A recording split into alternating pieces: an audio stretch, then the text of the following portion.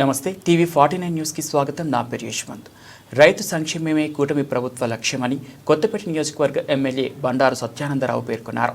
ఆలమూరు మండలంలో అన్నదాత సుఖీభవ పీఎం కిసాన్ పథకాన్ని శనివారం ప్రారంభించారు. ఈ సందర్భంగా ఆయన మాట్లాడుతూ కొత్తపేట నియోజకవర్గానికి చెందిన 23,018 మంది రైతుల ఖాతాలో 16.11 కోట్లు ప్రభుత్వం జమ చేసిందని తెలిపారు. కొత్తపేట 4.54 కోట్లు, ఆలమూరు 4.39 కోట్లు, ఆత్రేయపురం 3.67 కోట్లు, రావులపాలెం 3.50 కోట్లు. కూటమి ప్రభుత్వం అధికారంలోకి రాగానే రైతులపై కక్షపూరితంగా తీసుకొచ్చిన భూభక్షక చట్టాన్ని రద్దు చేసిందని, రైతులకు పవర్ టిల్లర్లు, డ్రోన్లు, కోత యంత్రాలు సబ్సిడీపై అందజేస్తున్నామని తెలిపారు. జగన్ హయాంలో రైతులకు వాగ్దానించిన మొత్తం ఇవ్వలేదని, కేవలం 7,500 మాత్రమే ఇచ్చారంటూ ఆయన విమర్శించారు. కూటమి ప్రభుత్వం మాత్రం 20,000 నేరుగా రైతుల ఖాతాలో జమ చేయనున్నట్లు వెల్లడించారు. ఈ కార్యక్రమంలో పలువురు కూటమి నాయకులు, రైతులు పాల్గొన్నారు. అనంతరం ధాన్యాభిషేకం కూడా నిర్వహించారు. అంటే ఈకేవైసీ కంప్లీట్ కావాల్సిన ఉన్నారు. ఇంకా చిన్న చిన్న టెక్నికల్ రీజన్స్ తోటి ఇంకా వాళ్ళకి అర్హులు ఉన్నారు. ఈరోజు 23,018 మందికి 16,11,26,000 రూపాయలు, 16,11,26,000 రూపాయలు, అంటే 16,11,11,00,000 రూపాయలు ఈనాడు మన 4 మండలాల్లో 23,000 మందికి అందిస్తా ఉన్నాం. నిన్ననే 43,000 మందికి మన నియోజకవర్గంలో వివిధ వర్గాల వారికి పెన్షన్ల కింద 18.5 కోట్లు నిన్నటి రోజున కొత్తపేట నియోజకవర్గంలో పెన్షన్లు అందివ్వడం జరిగింది. మరి పనిచేసే ప్రభుత్వం ఏది చెబితే అది నిలబెట్టుకునే ప్రభుత్వం. ఇదే గత ప్రభుత్వంలో మనం చూసాం. రైతు భరోసా కేంద్ర ప్రభుత్వం ఇచ్చే 6,000 కాకుండా మేమే 13,500 ఇస్తామని చెప్పి కేంద్రం ఇచ్చే 6,000 కలుపుకుని 7,500 మాత్రమే రాష్ట్ర ప్రభుత్వం ఇచ్చి రైతుల మోసం చేశారు రైతులు. కానీ చంద్రబాబు నాయుడు గారు ఎన్నికల ముందు ఏదైతే రైతులకి 20,000 రూపాయలు సంవత్సరానికి, 14,000 రాష్ట్ర ప్రభుత్వం, 6,000 కేంద్ర ప్రభుత్వం, పీఎం కిసాన్ అన్నదాత సుఖీభవ కింద 20,000 ఇస్తామన్న మాట ప్రకారం కేంద్రం రిలీజ్ చేస్తున్న 3 విడతల్లో రాష్ట్ర ప్రభుత్వం 5,000, 4,000 చొప్పున 14,000, కేంద్ర ప్రభుత్వం 2,000 చొప్పున 6,000, 20,000 రూపాయలు రైతులకు అందించడం కోసం నేడు శ్రీకారం చుట్టిందనేది సగర్వంగా నేను అందరికీ తెలియజేస్తా ఉన్నా.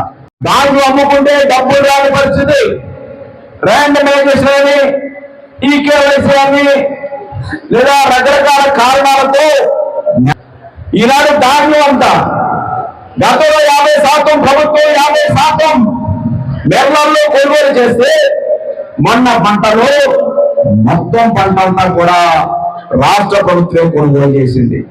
అయినా గడవకుండా 48 గంటల లోపల, కొంతమంది అయితే 2 గంటలు, 3 గంటలు, 4 గంటల లోపలనే డబ్బులు జమ చేయడం జరిగింది. చివరిలో కొంత ఇబ్బంది వచ్చింది తప్ప అందరికీ కూడా ధాన్యం డబ్బులు సక్రమంగా అనుకున్న ప్రకారం కూడా అందడం జరిగింది. అన్ని విషయాల్లోనూ గతంలో ఇబ్బందులు పడ్డాం.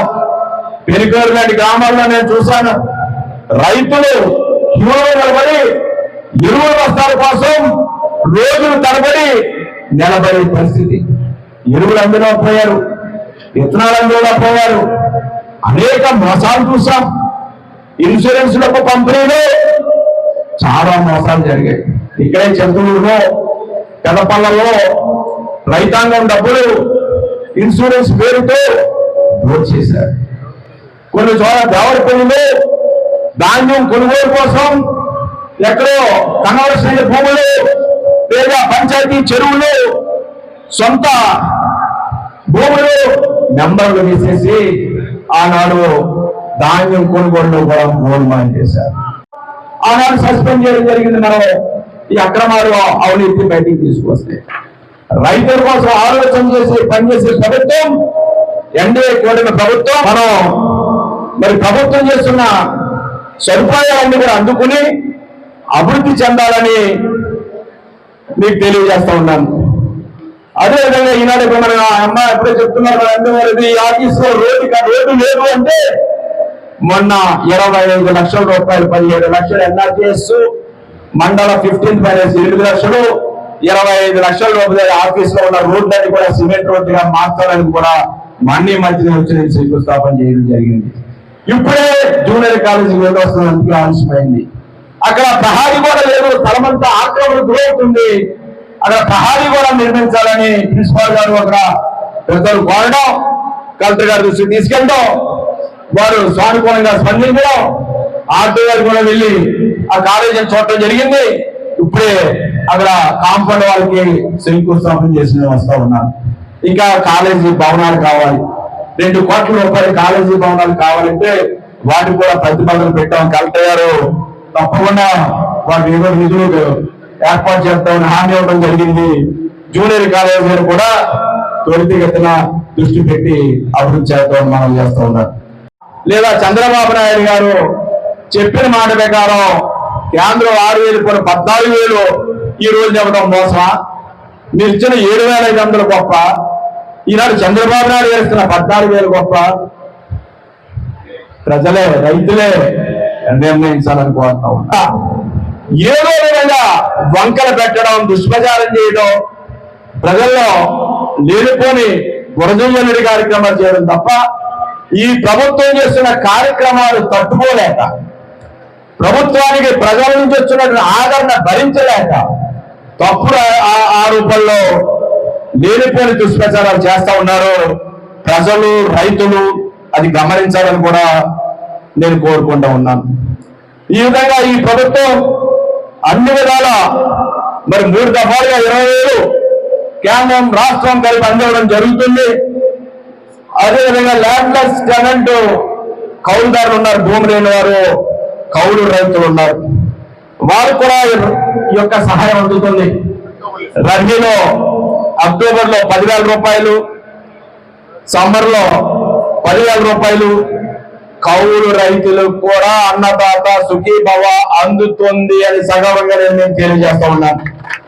దానికి రైతులందరూ కూడా చంద్రబాబు నాయుడు గారికి, పవన్ కళ్యాణ్ గారికి, మోడీ గారికి గట్టిగా చప్పట్ల ద్వారా మీ యొక్క అసాధ్య రకాలు వ్యక్తం చేయవలసిందిగా కూడా కోరుకుంటూ ఉన్నాం.